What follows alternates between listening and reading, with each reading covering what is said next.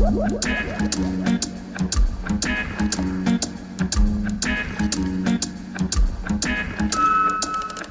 sommes Nina Payen et Camille Georges. Vous écoutez Pause Théâtre, le podcast qui vous dévoile l'envers du décor.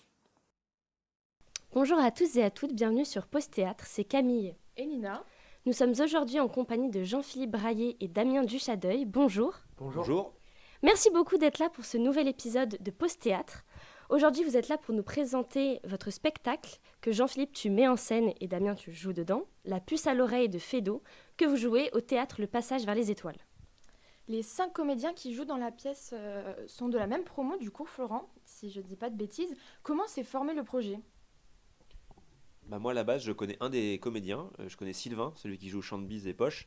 Je le connais pas du cours Florent, je le connais d'une autre école qui s'appelle les Ateliers Comédie. On s'est rencontrés là. Il participait à un atelier théâtre. Moi, j'y participais un peu plus de loin. Et puis après, on a quand même joué ensemble dans un spectacle. Et puis après, l'année suivante, il m'a demandé, il cherchait un metteur en scène avec 2-3 personnes de sa promo de Florent. Et donc, j'étais dispo. Donc, j'ai accepté avec plaisir de faire la pièce avec eux. D'accord, et du coup, la compagnie Les Fouillons a été créée spécialement pour ce projet. Oui, ouais, c'est ça, hein, c'est Sylvain et Manon, donc les responsables du projet qui ont monté la compagnie exprès pour la pièce. Le décor de la pièce se résume à 2 chaises, on est sur un plateau presque nu. Pourquoi avoir fait ce choix ? Et c'est un choix en fait, parce que moi j'aime beaucoup les spectacles un peu, alors le terme un petit peu chic c'est minimaliste, mais on n'est pas dans le minimalisme, c'est juste un peu, c'est une référence de très loin, parce que j'admire ce metteur en scène à Peter Brook, qui voilà pour lui une chaise peut devenir un lit peut devenir un mur, etc. Et puis je voulais vraiment laisser la part belle aux comédiens, voilà, pour que les spectateurs voient notamment ce qu'ils sont capables de faire les comédiens et comédiennes. Voilà, donc le plateau est volontairement presque très peu rempli, juste des chaises. Est-ce que ça a donné des situations de jeu, notamment pour Damien, du coup ? Alors le rapport avec le décor, il est assez particulier. Déjà parce qu'on a beaucoup répété avec du coup cette ambiance très minimaliste. Et les décors, c'est vraiment ce qui nous semblait la dernière pièce vraiment de tout l'échiquier à mettre en branle. Et alors du coup, on a beaucoup concentré vraiment nos efforts sur nos relations entre acteurs. Donc on l'a construit pendant vraiment des mois, c'était le plus gros du travail. Et quelque part, le décor, c'était finalement un peu la pièce qui venait la dernière, quoi. Et jouer avec, ça a été un plaisir aussi parce que ça a été l'occasion de le découvrir, et en dernier. Et du coup, ça a été en fait finalement un peu une découverte sur le plateau, assez tardive, mais qui a permis aussi de renouer un intérêt avec la pièce et de rajouter quelques enjeux qu'on n'avait pas explorés pendant la préparation. On a remarqué des coupes, notamment le personnage de Baptistin et du quiproquo du lit tournant. Sachant que chaque comédien s'est vu attribuer 2 rôles, voire 3, pour toi Damien. Est-ce que c'était pour éviter la surcharge de travail ou pour un souci de longueur de la pièce ? Alors non, alors longueur de la pièce oui, il a fallu quand même s'y atteler parce que ouais facilement, parce que nous on fait 1h15, ouais elle fait facile, La comédie facile le double. française frôlait 2h30. Voilà, et donc par rapport à notamment en plus la comédie française ils l'ont faite il y a pas très longtemps, La puce à l'oreille, où eux il y a full décor, full costume, tout est voilà parce que notamment pour une seule et bonne raison, c'est que ils ont les moyens et qu'ils ont voulu rendre hommage encore plus à Feydeau là-dessus. Et nous on est parti justement du postulat inverse que on n'a pas les moyens que possède la comédie française. Oui, voilà, d'une part. Et puis aussi adapter la pièce. Moi, j'adore ça, adapter des pièces, faire des coupes, etc. Et puis, on s'est vite rendu compte que le lit tournant, on n'aurait pas du tout accès à ce genre de décor-là, qui nécessite beaucoup de technique, de moyens techniques. Donc, en fait, il n'y a pas de demi-mesure, quoi. C'est tout l'un ou tout l'autre. Donc, si on n'a pas le gros côté technique notamment du lit qui tourne, on a 2 chaises. Et tout est à la charge des comédiens. Et des comédiennes, ils doivent faire les déplacements, nous faire rire malgré l'absence notamment de ce gros décor. Et puis oui, du personnage de Baptistin, mais il n'y a pas que lui qui a été enlevé. Mais voilà, pour des besoins aussi, ils sont 5. Ils jouent plusieurs personnages en même temps. Mais voilà, le souci d'adaptation, c'est vraiment aussi de couper ce qu'il y a à couper. Alors, il y a eu des sacrifices à faire, parce qu'il y a des moments un peu drôles que j'étais obligé de couper parce que ça pouvait pas tenir. Mais voilà, c'est aussi parce que on est dans le minimalisme, allons-y gaiement, et donc assumons ce côté-là, et donc laissons de côté ce qui n'est pas du tout à notre portée en termes de moyens. Même s'il y a des coupes du texte classique, il y a aussi des ajouts humoristiques et plutôt de références actuelles. Comment sont-ils venus ? Alors ça s'est passé énormément évidemment en répète. J'aimerais revenir sur un point qui est celui des comédiens. Donc nous, on s'est rencontrés, les 5 comédiens au cours Florent l'année dernière. C'est aussi et avant tout une relation amicale. Et je pense que c'était aussi un projet qui, du coup, faisait un peu sens, celui de Georges Feydeau. Parce que, bien sûr, on n'est pas les premiers ni les derniers à passer sur cette pièce. Quelque part, quelle est en fait, la question la plus importante à mes yeux, quel est l'intérêt de la montée aujourd'hui? Moi, je pense que la drôlerie, évidemment, elle vient aussi de notre capacité entre comédiens à improviser, à créer des situations et à créer du nouveau dans ce qui a été déjà fait maintes et maintes fois. Donc justement, pour répondre à ta question, pendant les répétitions, qu'est-ce qu'on s'est marré? Il y avait vraiment des fois où en fait on pleurait de rire. Donc ça c'est venu de propositions sur le plateau, de nos relations interpersonnelles qu'on mettait un petit peu de côté mais qui revenaient forcément pendant les répétitions. Et donc des délires qui sont nés forcément pendant les répétitions. Et bah on a bloqué, on a répété et on a mis dans la proposition finale qu'on propose du coup au théâtre Le Passage vers les Étoiles. Puis il y a le côté, encore une fois, aussi adaptation. Moi, je me suis permis de rajouter des références très, très, très, très actuelles. Et puis après, moi, je leur ai dit très vite, vous savez, à terme, la pièce, elle est à vous, c'est vous qui la jouez. Je vous file les clés du camion et vous improvisez à l'intérieur. Et là, pour le coup, par rapport à ce qu'a dit Damien, oui, il y a ce rapport entre acteurs où ils sont tous super proches. Bah, ça sert la pièce et donc ils sont d'autant plus capables d'improviser à l'intérieur. Et donc, ouais, Ouais. donc il y a un peu d'écriture plateau, c'est-à-dire que les répètes ont permis d'ajouter des trucs, mais il y a aussi, voilà, il y a un peu des deux. Il y a En l'écriture fait, plateau et puis l'adaptation. l'idée à mes yeux, c'était de salir le texte, mais pas de lui manquer de respect. C'est-à-dire que, évidemment, les trames sont respectées, le texte aussi, il a vieilli à certains endroits, il faut le conserver, c'est comme ça. Et là où il a été modernisé, c'est donc, comme le dit Jean-Phi, des écritures, des ajouts que lui a mis dans sa réadaptation, qui sont, encore une fois, du coup, puisqu'écrites, respectées, et d'autres ajouts qui sont venus d'improvisation, comme je le disais, de beaucoup de fou rire entre comédiens, que du coup on s'est permis d'ajouter, mais une fois que c'est écrit, c'est respecté. On a aussi dans la pièce des personnages qui ont des accents anglais-espagnol, donc ça c'est dans le texte original. Mais on a remarqué que vous avez choisi d'ajouter l'accent belge et aussi le marseillais. Comment ça s'est travaillé en répétition pour les comédiens? Est-ce que chacun a ajouté l'accent qu'il savait faire Alors en termes de capacité, c'était aussi un apprentissage. Je pense que la problématique première et surtout majeure, ça a été pendant les premiers mois de se trouver les personnages. Comme vous l'évoquiez, on en joue plusieurs. Moi j'en joue jusqu'à 3, la plupart en jouent 2. L'idée, elle est aussi fondamentale, c'est comment, en très peu de temps, on peut changer et passer de manière claire et précise pour le spectateur d'un personnage à l'autre. Évidemment, ça passe par le costume, mais ça passe aussi par une attitude et aussi souvent, vocalement parlant, par un accent. C'est ce qu'on a choisi de faire. L'idée, même si elle paraît simple, peut-être facile, ou du moins à portée, elle n'est pas dans les faits, parce que c'est un débit absolu, Feydeau, c'est connu pour ça, une intensité folle dans les dialogues. Donc pour faire des dialogues, quelque chose de limpide pour le spectateur, tout en sautant d'un personnage à l'autre, c'était un enjeu assez majeur. Du coup, pour répondre à ta question sur les accents, oui, évidemment, c'était basé sur les capacités de chacun. Je ne vais pas répondre forcément à la place de mes autres camarades qui ont inventé leur propre... par exemple, Harmonie, qui emprunte l'accent marseillais, et marseillaise. Donc, c'était une capacité du coup assez facile pour elle. Antoine, qui emprunte l'accent belge, n'est pas belge, mais Ouais. a quand même voilà, s'est lancé sur l'accent belge. Et voilà, c'est c'est la proposition pour le coup des deux comédiens. Ils se sont dit, ah bah tiens, je tente l'accent, hop, j'y vais. Et puis, puis c'est aussi assumer le côté, oui, il n'y a pas que deux trois persos dans la pièce originale qui sont dotés d'un accent. Bah, assumons ça, assumons le côté accent. Et puis, parce que la pièce parle de ça aussi, le quiproquo Mm. sur le langage. Il y a un des personnages que joue Damien, Camille, qui lui, il n'a pas un accent, mais il a des difficultés d'élocution. Donc bon faisons assumons à donf ce côté le langage, le quiproquo sur le langage, et donc pourquoi pas rajouter des accents à des personnages qui ne sont pas censés en avoir originalement. D'ailleurs, pour le personnage justement de Camille que tu joues, Damien, il a vraiment un problème d'élocution.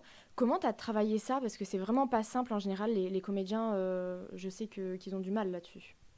Alors ça, c'est une super question. Alors vraiment, la directive de Feydeau, elle est claire et nette là-dessus, elle est donc assez explicite. Le gars nous demande d'enlever les voyelles. Donc de un, a, Donc vraiment, ça a été un déchirement au début. En fait, ça a été le truc le plus compliqué à trouver pour moi. Parce que, en fait, pendant les premières semaines, j'appliquais ce que me disait Fedo et je comprenais pas où j'allais. Bon, déjà, les gens ne me comprenaient pas, même si c'était voulu. Dans mon rapport au personnage, ça m'a rapidement bloqué. Du coup, je me suis dit que j'allais m'éloigner de la proposition initiale de Fedo et trouver mon propre Camille Chantebise. Et du coup, j'en suis venu assez rapidement à transformer ce problème d'élocution, qui était l'absence de voyelle à la base, en un problème où en fait on allait jouer sur la convention que certes on a du mal à me comprendre, ça reste compréhensible, et en fait c'était aussi pour aider le public, comprendre ce que je disais, et jouer sur la convention que les autres personnages, parce qu'effectivement, je parle comme ça en fait la plupart du temps, donc c'est pas si évident, mais pour les personnages, eux, ils vont jouer sur le fait qu'ils ne me comprennent pas. Mais pour le spectateur, ça reste, s'il est attentif, il y a forcément des moments où je vais appuyer sur le fait que c'est incompréhensible pour jouer sur l'humour, et d'autres où ça sera plus lisible. Et donc ça s'est fait comme ça. Qu'en est-il du reste de la pièce? Est-ce que tu avais une vision un peu globale ou vous avez un peu attaqué le texte sur le tas et tu t'es dit, on va prendre ce qui va sortir du travail? Ils ont attaqué le texte au fur et à mesure parce que je fournissais l'adaptation au fur et à mesure. Donc on a découvert, alors voilà, je vais utiliser souvent cette expression, on a découvert au fur et à mesure comment la pièce allait se dérouler. Mais moi à la base, j'avais vraiment ce truc de lier l'impro au texte et pour permettre au maximum aux comédiens et aux comédiennes de s'exprimer et de se libérer. On en revient à la première question sur le décor, c'est aussi pour ça. Voilà, plus le décor est minimal et là comme ça, ouais, on va dire ouais, minimaliste quoi, plus les comédiens peuvent s'exprimer. Et moi c'était l'une de mes premières préoccupations. Et c'est pour ça que voilà, j'ai laissé voilà la part belle aux acteurs, aux actrices voilà. Et donc le boulot s'est fait comme ça en fait. Moi j'avais cette vision là et après je leur ai donné et ils se la sont appropriés. Avez-vous rencontré des difficultés pendant la préparation, pendant même les premières représentations de la pièce? En tant que comédien, je vais vous répondre, c'est qu'il y avait une chorégraphie à apprendre en plus du texte. Le texte, finalement, c'est notre boulot. On va dire, il y a un moment où on sait l'apprendre et puis on a passé des mois et des mois dessus, il était facile. Mais les déplacements, waouh, la galère. C'est-à-dire qu'on a évidemment une chorégraphie dans les coulisses, vu qu'on incarne plusieurs personnages à la fois et qu'ils ont des entrées pas forcément au même moment et au même endroit. Faut courir, c'est un marathon. Et du coup, ça a été la difficulté absolue parce que la chorégraphie, elle n'est pas évidente à apprendre. Je dois rentrer en sortie 1 avec un tel élément de décor, mais évidemment, 2 secondes après, quand je rentre, c'est à l'autre bout de la salle que je dois me pointer avec un autre costume. Donc en fait, dans les coulisses, c'est la panique à bord. D'autant que je veux pas trop spoiler, mais on a des éléments qui sont de costumes qui sont périssables, etc. Et que du coup, vraiment, on le laisse à l'abandon. Et pour ne citer que les raisins, ça devient du vin à la fin. Donc vraiment, les coulisses se font pas respecter. Et donc oui, donc des difficultés sont apparues à ce niveau-là. Pour la petite anecdote, la première, c'est là où on a le plus chié en termes de cette chorégraphie. Bon, ça n'a pas été gênant pour le spectateur, bien évidemment. Mais nous, évidemment, vu qu'on connaît supposément la chorégraphie par cœur, on l'a remarqué. Et je suis notamment arrivé sur scène avec les éléments de costume à la fois de Istangua et de Camille. Quand je m'en suis rendu compte, j'ai fait quel con, mais vraiment. Et c'est le genre de truc qui ne pardonne pas parce qu'on n'a pas le temps d'improviser pour réparer la faute. Est-ce que, Jean-Philippe, tu aides les comédiens un peu derrière la scène, dans les coulisses, pour aider peut-être pour les éléments de décor à déplacer? Non, non, moi je suis à la régie, à côté du régisseur. Et puis voilà. Non, ça fait partie Et il se marre à toutes les impros. Oui, ça, oui. Comme moi, en général, quand c'est drôle, j'hésite pas à me marrer. Et comme ils me font à chaque fois de nouveau rire, du coup, j'hésite pas, je me marre bien. Mais non, ça fait aussi partie de la mise en scène. Une fois que la pièce a commencé, ils sont seuls responsables à la fois de leur déplacement et de ce qu'ils font sur scène. Je vais pas aller les corriger s'ils se gourdent de réplique, par exemple. Donc je vais pas aller les corriger s'ils se gourdent dans leur déplacement. C'est à eux encore une fois, je parlais de ça tout à l'heure, ils ont les clés du camion, donc c'est à eux d'être responsables là-dessus. Alors moi j'ai eu la chance d'assister à la première. Si ça peut te rassurer Damien, j'ai pas vu toutes les boulettes que tu as pu faire. J'ai pu voir aussi que la première, vous aviez cassé une porte. Est-ce que vous avez d'autres anecdotes comme ça à nous partager? Alors oui, le fort du spectacle, je pense que c'est un des trucs les plus cool, c'est qu'il évolue énormément. On a une part belle à l'impro. Et c'est vrai que c'est vraiment le plus marrant. Donc la porte a été cassée à la première, elle a été réparée entre-temps, puis elle a été recassée à la deuxième. En fait, c'est assez constant, les bourdes et les impros. Et c'est vrai que en fait, c'est aussi ce qui nous permet de trouver un plaisir absolu et immense à chaque fois qu'on retrouve nos personnages les mardis soirs. Et notamment la troisième, on a improvisé à un niveau où moi-même j'ai failli mais perdre, complètement casser le personnage et exploser de rire. Et donc ça, c'est une lutte de tous les instants. D'autant qu'en fait, on a aussi chacun des moments en tant que personnage où on a une espèce de, bon, je vais dire tirade, mais petit monologue si vous voulez, où on a le droit d'improviser. Enfin, vraiment, où on peut se renouveler à chaque fois. Et donc, il y a des moments où on peut se surprendre les uns et les autres, et on voit le petit truc dans le regard de l'autre, qui est pas normal, et tu vois qu'il a envie de se taper la barre du siècle. Cette lutte intérieure est si dure que bah, pour nous, pour les acteurs, c'est génial, quoi. Est-ce que tu avais déjà fait de l'impro? Est-ce que tu as fait une formation d'impro avant de faire ce spectacle? Non, pour ma part, j'ai pas de formation d'impro. Après, ça fait des mois que pour le travail donc en amont, ça s'est fait quand même sur cette belle base. Ça, c'est l'influence évidente de Jean-Phi. Parce que lui, par contre, a une formation et a un goût prononcé évident pour l'improvisation. Oui, et c'est ce que j'ai voulu ouais, transmettre notamment à l'équipe, c'est vraiment ce côté, une fois que la base est solide et que le texte est su, que les déplacements sont chorégraphiés, que vous savez quand est-ce que vous devez rentrer, vous devez sortir, ce que vous dites, les enjeux de vos persos, etc. Une fois que cette base elle est carrée, bah, on peut se permettre de se faire plaisir à l'intérieur et donc pourquoi pas de se surprendre, comme disait Damien tout à l'heure, et donc de tenter des trucs, parce que moi j'adore ces spectacles où on sent que c'est écrit et que l'équipe respecte le texte, mais qu'à l'intérieur, bah, des fois ils se surprennent eux-mêmes. Enfin, je citerai la compagnie les Chiens de Navarre, hein, que je suis allé voir l'année dernière, ou il y a 2 ans, je sais plus, à la Villette, le spectacle Tout le monde ne peut pas être orphelin, où clairement ils ont écrit le texte de base, mais il y a de l'écriture au plateau et ils rajoutent par-dessus le marché des impros entre eux. Et puis bah, c'est à mourir de rire parce que on sent la complicité entre les acteurs et les actrices, et du coup bah, le spectateur il se prend ça en pleine face et il kiffe aussi, quoi. Donc c'est aussi ça que j'ai voulu effectivement donner à l'équipe. Et alors, du coup, si vous voulez des anecdotes plus précises, parce que c'est ça qui est croustillant quand même. Donc, on a eu un paquet de conneries qui s'est passé au plateau, c'était le régal. Notamment à la Générale. Donc là, on n'est pas encore du coup devant le public, mais c'est quand même à 3 jours de la première, donc le gros stress. Antoine, qui, dans un déplacement très violent, parce qu'il y a beaucoup ça quand même, rentre en coulisses, se casse la gueule immédiatement, atterrit sur le panneau électrique et donc provoque la panne de courant général. Et on s'est dit, mais ça nous arrive vraiment le jour J. Bon, c'est un matériau d'improvisation génial, mais quand même une sacrée paire de manches. Pendant les représentations, il s'est passé aussi pas mal de choses. Comme je disais, je l'évoquais tout à l'heure, il y a des éléments périssables. Donc les jets de raisin et les bananes sur lesquelles on glisse, hein, ça n'arrive que dans les BD, mais ça arrive aussi dans les coulisses. Il y a eu aussi, alors moi aussi j'ai pas mal de parties dansées pour pas trop spoiler, mais qui sont, voilà, quand je suis en forme, elles peuvent être violentes et marrantes. Et j'ai foutu un taquet monumental à Sylvain, le pauvre qui était à côté de moi sur le plateau, pendant un de mes poiriers, donc il s'en souviendra pendant longtemps, je pense. Et plus globalement, des chutes absolument pas prévues. Et aussi, je suis dans cette partie qui est mon personnage de Camille, qui, je le rappelle, parle comme ça. Il y a des jets de salive délicieux, vraiment. Mais beaucoup moins pour mes camarades de jeu qui s'en prennent pas la gueule. Notamment Harmonie. Harmonie qui s'est pris une douche un moment. Là, j'ai vu, elle avait bu, hein. C'était assez dégueulasse.